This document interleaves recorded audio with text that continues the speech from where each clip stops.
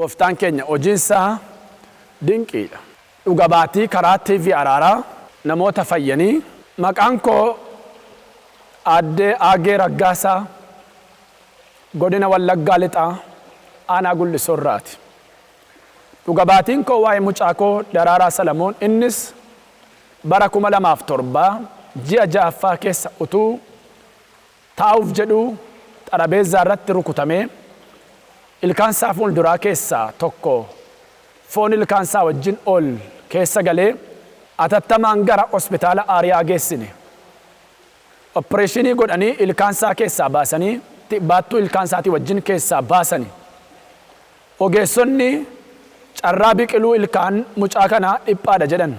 Garuu zayitii waldaa Araaraa manaawwan an qabuuf amantiidhaan ilkaan haaraa uumiif jedheen itti dibe. Waaqayyo ni nama in irraanfanne baraaf yeroo eegee bara 2012 ji'a torbaffaa keessa ilkaan haaraa baattoo isaa wajjin mucaa kootiif uume. Kanaaf Waaqayyonni inni uumaaf jiraachisaadha.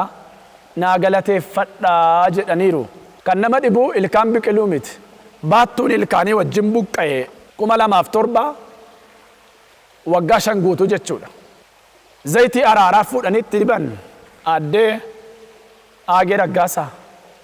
Waan inni waldaa kana keessatti fayyisuu duwwaatu hin taane huumuu beeku baattuu ilkaanii haaraaf ilkaan haaraa mucaa kanaaf uume. This is a miracle of God. Kun hojii dinqii Waaqayyooti. Hojiin lafa kanaa fayyisuu duwwaatu hin taane huumuudha. Raajiin Masarat bukkee ga'een kadhanneef zayitii Araaraatu itti dibamee ilkaan haaraaf baattuu haaraa wajjin isaa keessaa buqqa'ee cabee ba'ee baattuu haaraaf ilkaan haaraa uumeef keessachi akka uumamu ajajeera humna dhiiga olichaatiin. Ameen. Kabajamoof jaallatamoo namoota Waaqayyoo kan Araaraa TV irratti sagalee Waaqayyoo lallabdan duratti Raajiin Masarat Taayyeef namoonni isaa wajjin hojii Waaqayyoo hojjettan maraaf nagaan Waaqayyoo isiniif haa baay'atu. Itti aansee maqaan koo Abbebeen jedhama. Magaalaa Sulultaa irraa. Waaqayyoon fayyisaa lubbuu godhadhee ergan fudhadhee rakkina bara dheeraa na garboomsee ture tunarraa lafa bu'e. Baradhee yuunivarsiitii eebbifamee ergan ba'ee waggaa 2 hojii malee jooraan ture. Waaqayyoon argadhee garbummaa hojii jalaa nan bilisoome. Waggaa 3 fi tilaatilii garaachaan dhukkubsachaan ture. Qoricha mana qorichaarraa bitadheen fayyadamaan ture. Guyyaa tokko galgala sireerra osoon ciisuu dhukkubni garaachaa kun na dhukkubuutti ka'e. Ciiseen maqaa Yesuus maqaa caaluun dhukkuba waggoota dheeraaf garaacha koorra teessin na rakkisaa jirtu saatii ammaa kanarraa jalqabdee qaama koo gadhiistee deemta jedheen ofirraa ifadhe. Irraan fayye Waaqayyo isa raajii godhu kana guddisaa na galateeffadha. Itti dabalee dhibeen kun lammanuutuun Araaraa TV amantii wajjin kadhadhuuti kan narraa sokkee jedha.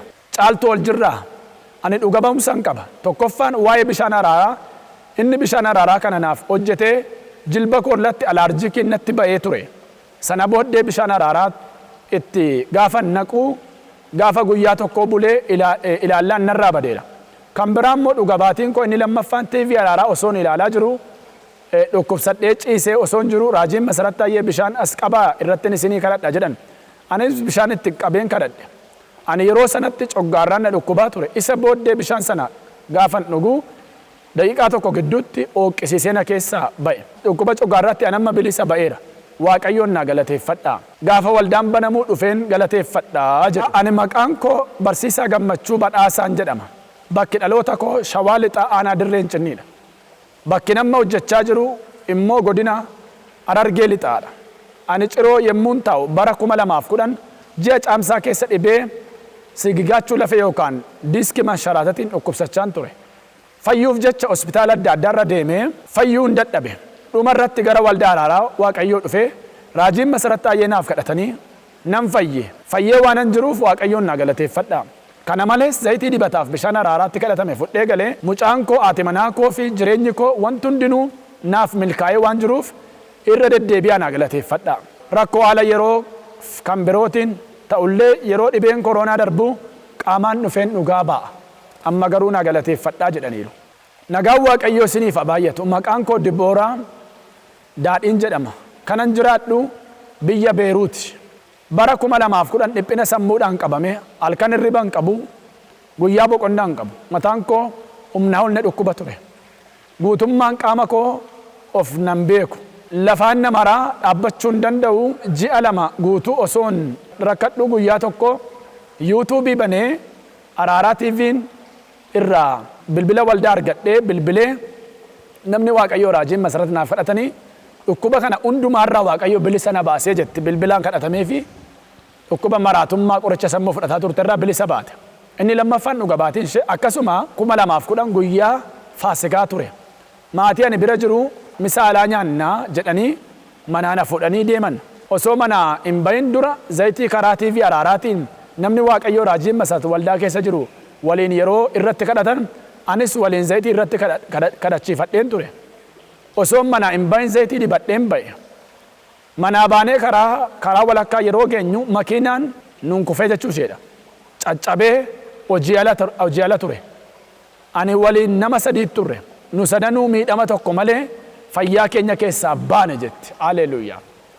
Zayitii Araaraa dibattee baatee miidhamni tokkotu irra hin ga'in makiinaan kufee garagalee caccabe keessaa nagaa baate. Inni sadaffaa yeroo hunda abjuu kootiin hafuura bofaatu na lolaa ture. Guyyaa tokko namni Waaqayyoo raajiin karaa TV Araaraatiin bishaan irratti kadhatuu turan. Anis waliin bishaan irratti kadhadheen mana keessa facaase. Kanarraa kan hafee dhugeen yeruma sanatti na balaqqamsiise. Waggaa 9 guutuu nyaata nyaachuu hin danda'u. Vaayitaaminiin fayyadaman ture. Guyyaa sanaa kaasee nyaata nyaachuun jalqabe. Vaayitaaminii fudhachuus nan dhaabe. Bofichis guyyaa lammaffaatti inni abjuudhaan na mormu ture. Siree jarri ciisan keessaa ba'ee du'e qaamaan jechuudha. Siree maatii isheen bukkee teessu jala qaamaan bofti ture ba'ee du'e. Waggaa 9f vaayitaaminiin jiraatti malee nyaata nyaachuu hin dandeessu. Inni immoo balaqqamsiisee keessaa ba'e. Kun lafa isheen jiraattu Beeruutitti as dhuftee miti. Dhuga baatii 4ffaa qabde obboleettiin kun ammas. Guyyaa tokko haati mana sanaa otoo fayyaatti jirtu gaggabdee umtuu mana hin jiru aniif isheen bichaadha. Abbaan manaa ishee fi ijoolleen ishee fayyaa osoo jirtu waliin nu dhiisanii manaa baan. Garaa kootu na dhukkuba jette. Osoo mateechuu of wallaaltee boo'uu jalqabde. Karaa Waaqayyootti isheetu ajjeese jedhu malee ofiin duutee hin jedhan. Waaqayyoo harka ormaatti nallaatiin jedheen boo'uu jalqabe. Bishaaniif zayitii karaa TV Araaraa irratti kadhatame jiru ture. Zayitii harka kootti dibadheen harka ishee qabe. Bishaanicha afaan isheetti hin qice. Yeruma sana utaaltee kaatee maalan ta'e jettee isa kana hundumaa keessa na dabarse Waaqayyoon guddisaa naa galateeffadhaa. Ilillee jabaadhaan jetti. Waaqayyoon miraakilii guddaa godhe obboleettii kanaa fi waan salphaa miti maqaan isaa bara baraan ulfaatu. Ani maqaan koo Biiniyaam Maammoon jedhama kanan jiraadhu godina Orroo Guduruu Wallaggaa Aanaa Amuruu ganda Agamsaa jedhama. Gaafa 16 ji'a 9 bara 2012 sagantaa soomaaf sagadaa isa dhumaarratti namni Waaqayyoo raajiin Masarat akkas jedhanii kadhatu turan. Adaraa yaa gooftaa dubartii ulfaa gargaari jedhanii kadhatu turan. Anis iskiriinii TV qabadheen kadhachuutti ka'e. Sa'aatii sanaa kaasee haadha manaa koo ciniinsuun qabatee gaafa guyyaa 17 ji'a 9 jechuudha. Ganama sa'aatii 12 irratti nagaadhaan hiikamte. Kanaaf sabni Waaqayyoo naa galateeffadhaa jechuun barbaada. Ituu mana yaalaan naqinitu namni biraan ga'in iskiriinii qabdee haati manaasaa ciniinsuun itti ka'e indeessa jechuudha. Nagaan Waaqayyoo isiniif haa baay'atu.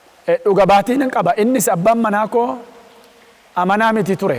Namni Waaqayyoo immoo abjuudhaanii dhufee karaa natti agarsiisa. Si'uma anis abjuu sanaan makiinaa wayii osoon oofaa jiru garagaluudhaaf isa rakkisa. Ati immoo raajiin Masarat immoo itti ajaja baaseera. Amma gooftaa fudhattee wajjin jilbeenfattee sagadda jedheen.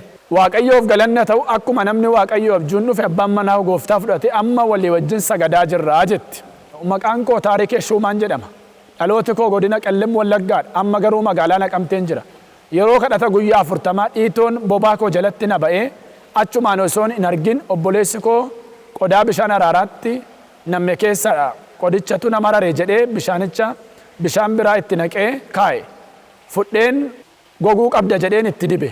Na dhaata na oosisa ture. Amma narraa gogeera Waaqayyoon naa galateeffadhaa jetti. Duraan dursee nagaan Waaqayyoo isiniif aga'u jecha raajii Masarat taayee Waaqayyo umurii dheeraa dabalee tisiifa dabaluu jetti. Ani Ayyaana Hordofaan jedhama. Godina Kibba Lixa Shawaa Aanaa Toleen jiraadha. Akkuma kana yeroo tokko mucaan koo otoo taphachaa jiru kufee harki isaa tokko cabee suura isaa ergee yeruma sana naaf fayye. Maqaan koo Shumaa Waamiin jedhama. Iddoon jireenya kootii godina addaa naannaa Finfinnee magaalaa Oolataati.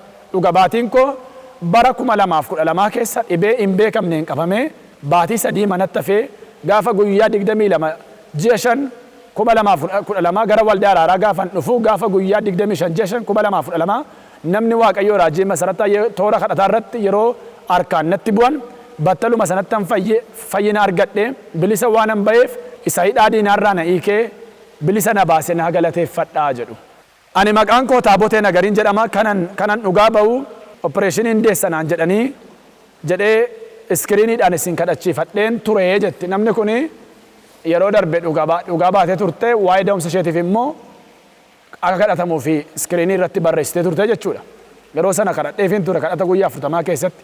Amma kunoo mucaa ilmaa argadhee Waaqayyoon na galateeffadhaa ariifadhee dhugaa baatii guyyaa gaafa 15/8/2012 ergee isin naa kadhattaniin amaneen fudhee guyyaan da'umsa koo geenyaan nan deemee dooktoriin opereeshinii na gochuu fi gaafa dhufanii yaa Waaqa raajii masarat naaf akatteetta akka fedha kee haa ta'uun jedhee kadhadhe.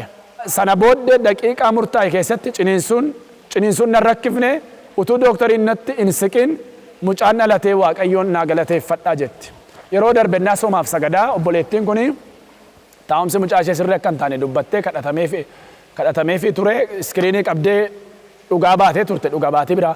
Amma immoo dooktoriin opereeshiniin deessanaan jedheera itti gaafa sana nagaan dahin jedhe gaafa dhugaa baatii ishee. Amma immoo dooktoriin opereeshinii fatuunni biraan gahin yeruma sana gooftaan maccaa ishee hiikee jechuudha ulfinni maqaa isaatiif haa ta'u. Maqaan koo Yaadataa Aagaan jedhama kanan jiraadhu Finfinneedha. Yeroo koronaan dhufee Naqamtee fiildii dhufeen ture waldaan akkuma biyyaatti cufamee ture. Ani immoo yoon argadhe dibatuma bitadha jedheen dhufe anis ol galee biyyoo ammaarradhee zayitiis bitadheen deeme. Sana booddee gara Finfinneetti deebi'ee sana booddee ani konkolaachisaadha. Dugdi koo baay'ee na dhukkuba ture. Guyyaa tokko karaa rakkisaa tokko deemee galee taa'uu dadhabee sana booddee haati warraa koo biyyoo sana fiddee dugda koo shaarbiidhaan itti naaf hiite. Sana booddee dhukkubni waggaa 4 ol na rakkiseerra bilisa ba'ee jedha. Egaa kun amantii namaati. Nu namaan biyyoo ammaarradhaan jennu hafuurri Waaqayyoon lafa kanarra boqotee waan jiruuf namichi waldaan cufamee waan jiruuf ol galee biyyoo ammaarratee galee haati manaa shaarbiin itti hiite dugda waggaa 4 isa rakkiseerraati hiikamee jechuudha. Amantii isaadha kun. Amantii namaa namni dhowwuu hin danda'u. Haati warraa kiyya mataa dhukkubbii yeroo hunda irraa ina deemuu ture. Isheenis mataanuma isheetti shaashiidhaan hin bullee hanga ammaatti fayyiteetti. Isheenis biyyicha ofitti buuftee jechuudha.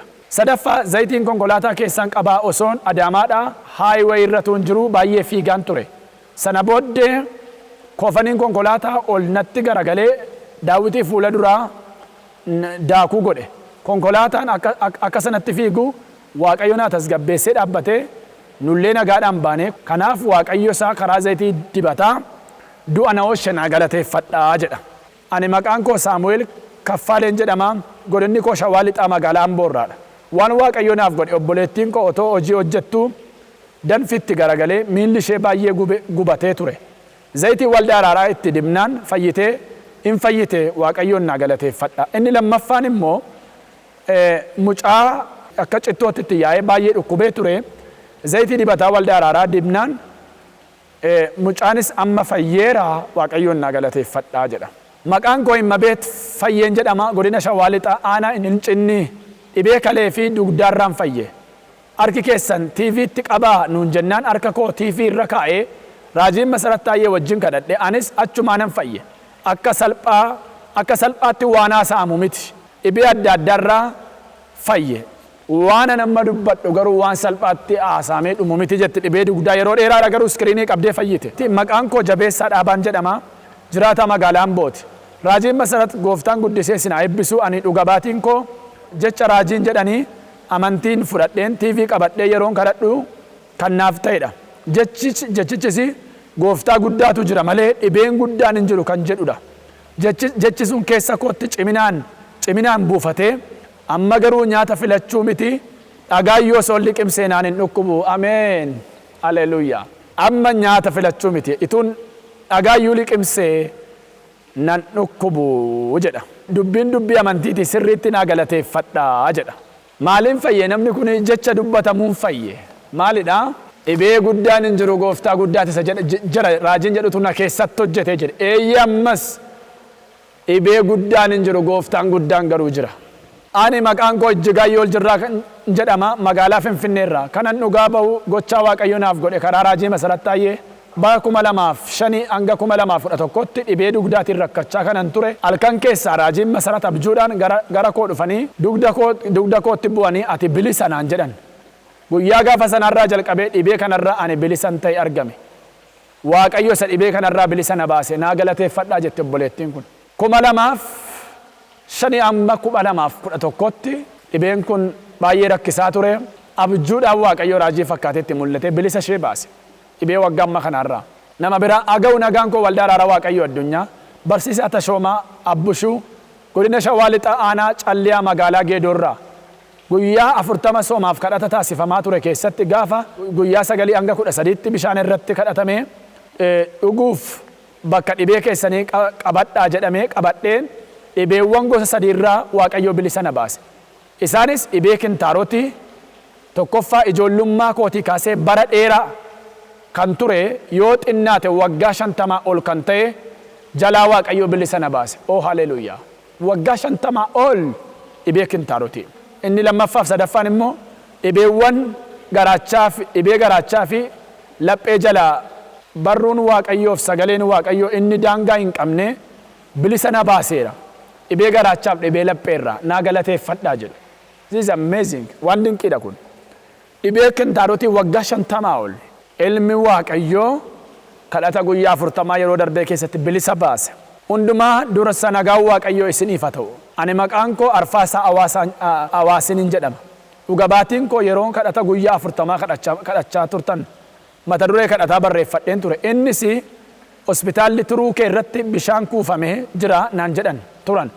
Ergan gaafa mata duree kadhataa barreeffadhee kaasee narra hin jiru. Waaqayyoon naa galateeffadhaa. Waaqayyo maqaan isaa ulfaatu. Dhibee turuu isaarra jiru mata duree kadhataa as ergee ajajatu bahee ilmi Waaqayyoo bilisa isa baase. Waaqaaf lafa irratti maqaan isaa ulfaatu. Ani maqaan koo Kibiruu Baqqalaan jedhama magaalaa Finfinneen jiraadha. Dhugaba'umsan qaba. Innis akkas ture. Ani amantaan koo Pirootestaantiidha. Garuu waan raajiin jedhu tokkollee hin amanuun ture. Garuu gaaf tokko galgala ciisee TV Araaraa osoon daawwadhu bilisa ba'aa jedhanii yommuu raajiin kadhatanii coggaarraan koo hedduu na dhukkuba ture. Anis ameen jechuun eegale. Guyyaa sana hanga har'aatti nagaa kooti. Waaqayyoon naa galateeffadhaa. Jecha raajii keessaa wanti ana ajaa'ibsiifadhu gooftaa guddaa malee dhibeen guddaa isa jiru hin jiru isa jedhudha jedha. Namni kun amanaadha garuu jecha raajotaatti namanu jedha. Iskiriinii Araaraatiin ameen jedhee dhibee coggaarraa waggaa dheeraarraa bilisa ba'e. Ani maqaan koo Awwii Waldee kanan jedhamu erguma dhukkubni koronaa biyya keessa seene asii kadhata karaa foddaa TV Araaraa namni Waaqayyoo raajii Masarat kadhatan hordofee amantii wajjin kadhachuun dhukkuba waggaa 3 ol na rakkisaa ture. Madaa buqqee mataa koo keessaa gidduutti bahee na rakkisaa ture. Namni Waaqayyoo bilisa ba'a yeroo jedhanii kadhatan anis ameen jedheen duukaa amanee kadhadhee dhukkubicharras bilisa baheera Waaqayyoon naa galateeffadhaa jetti. Mataa ishee wajjin rifeensa mataa ishee keessaa madaarraa fayyiteerraa ergite. Ulfinni Waaqayyoof haa ta'u. Dhugabaatiin kana duwwaa miti ammas jira. Dubbisee waan ani hin fidneef yeroo korraan ka'een dhaabe. Namni kun hundi dhugaa ba'anii namatu bira ga'ee kadhatee miti. Iskiriinii Araaraa qabanii amantiin wajjin kadhataniiti kan isaan fayyan. Kadhannaarras ni kadhatamaa walitti warri amantan Yesus Kiristoos bilisa sin baasa. Ammas namoonni horii keessan gara akkaawuntii Araaraatti laattan kurnoo haa ta'u kennaa jaalalaa paartinerii Araaraa naggaadonnas dhuftanii deebitan. Eessayyuu jiraattanii sanyii keessan gara akkaawuntii Araaraatti kan facaaftan eebba Abrahaamiin isin eebbiseera. Eebba Isihaaqiin isin eebbiseera. Eebba Yaaqoobiin isin eebbiseera. Eebba Abrahaam kan Isihaaq kan Yaaqoob. Eebba Abrahaam kan Isihaaq kan Yaaqoob. Eebba Abrahaam kan Isihaaq kan Yaaqoob. Eebba Abrahaam kan Isihaaq kan Yaaqoob. Manaan si eebbiseera. Konkolaataan si eebbiseera. Dhalaan si eebbiseera. Fayyaan si eebbiseera. Jireenyaan si eebbiseera. Oomna dhiiga Yesuusin si eebbiseera. Liqeessaa malee liqeeffatinaa. Isinaa barbaadu milkaa'inni. Isinaa barbaadu eebbi gaara kanarra jiru isinaa argatu maqaa Yesuusin. Ameen.